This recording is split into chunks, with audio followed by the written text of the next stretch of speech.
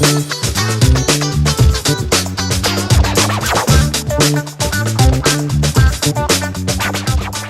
hello out there in Guitar Land.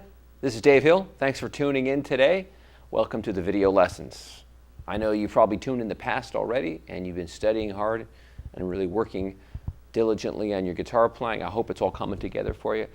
So let's not waste any time and get down to work and start practicing. Here's our next lesson. Okay, let's get right down to work and warm up our fingers and our picking hand and make sure that you guys are stretching out and getting your fingers up to speed here. So let's review one of the sequences we've already done before, just to make sure that you're working on it and you're getting it together. We're going to apply it to another scale pattern too. Okay, so let's review the one that we've done so far. It was major thirds. We've gone back a few lessons now and done this, but let's just review this again and play it with our metronome in a minute. But here's the pattern. It's pattern 4, and it comes out of the E form. And it's from this scale right here, diatonic thirds. And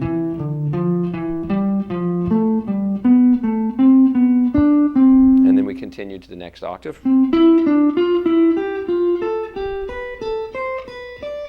we come back down.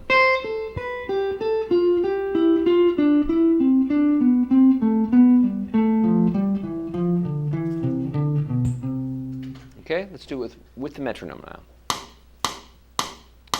1, 2, 3, 4.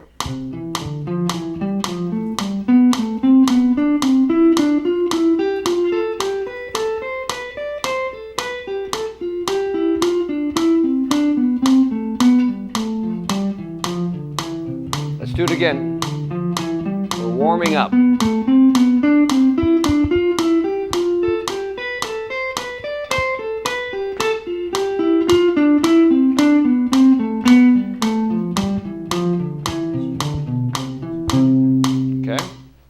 So, at home, you would really want to find the optimum tempo for your hands. That might be too fast for you. That might be actually too slow for some of you. But the main thing is to do it slow, to do it only as fast as you can play it cleanly. Okay, and find that tempo and keep track of it at home so you can really regulate and tell if your tempo and your technique is getting cleaner and faster, because you really want to be able to check that. Okay, let's do that now in a new pattern. Okay, that was this form right here of the C major scale, pattern 4. Let's apply that now to pattern 2 and do it over this form of C major. So you'll probably feel the fingering is very similar up to about here when you have to change to the B string, and then the string is down a different tuning, so it's going to affect the fingering. So initially it feels the same though.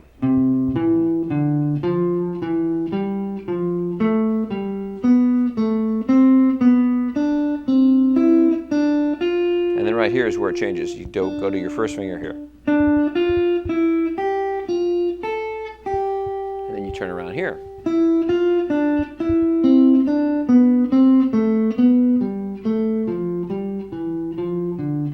You go lower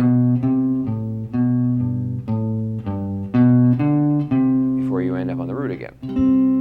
Okay, so you want to learn these diatonic thirds in every position of a major scale. So let's do this one together. Let's bring the tempo down much slower though, so we can get this clean. Even slower than that. I know you're just learning it. 3 and 4 and.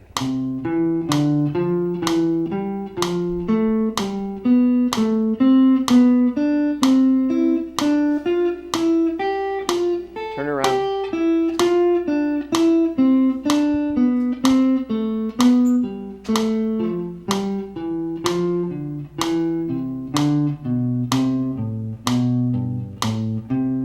And then you can continue on and keep doing it from there.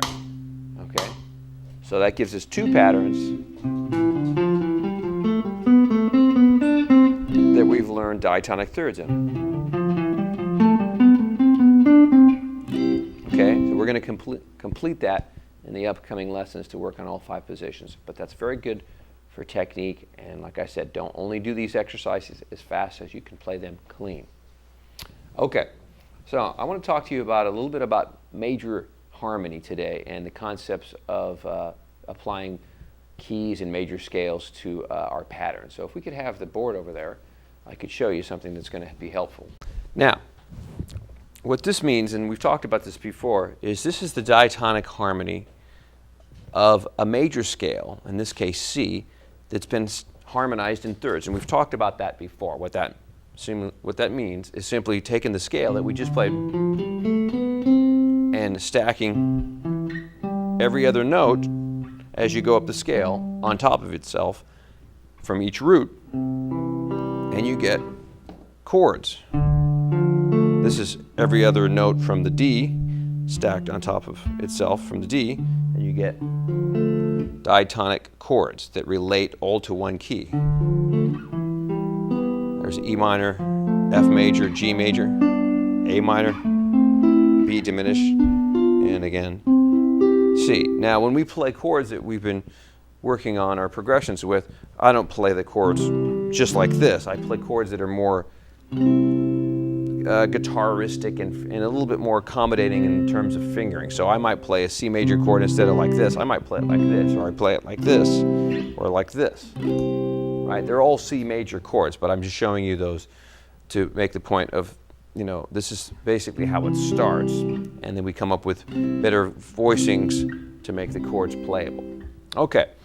Now, so when something is said to be in the key of C, it simply means that the melody and the chords all relate to the diatonic harmony of C major. Okay? Now, when you know the diatonic harmony of major keys, then you can also play really in any key if you understand the concepts of the way harmony is put together. So we could have a progression that could be, let's say, in the key of A, and the chord relationships between each note from A would have the same harmony, right? It would be, instead of C major, D minor, E minor, F major, and C, it would be an A, and it would be A major, B minor, C sharp minor, D major, E major, and so forth. Okay, but let's just talk about our first key today that we're really comfortable with, key with no sharps or flats, and just talk about C. Okay, now, chord progressions that gravitate or move around the feeling of the 1, the 4, the 5 chords are, you know, in addition to other chords, are said to be thought of as being in C major. If I played chords like this in C major, it sounds pretty strongly like it's got a C major feel. Okay? Anything like that. Okay, now, what happens if I start emphasizing maybe the chord A minor a little bit more in the progression? And maybe I emphasize D minor a little bit more in the progression. What does that do to the feel of the C major harmony? Well, let's listen to it.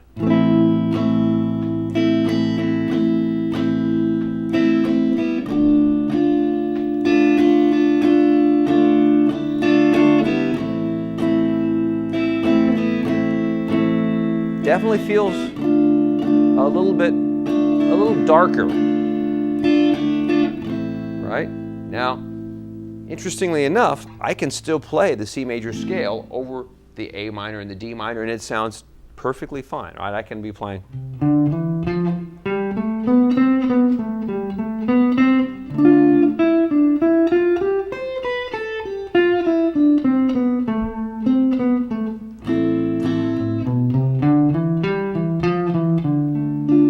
Okay?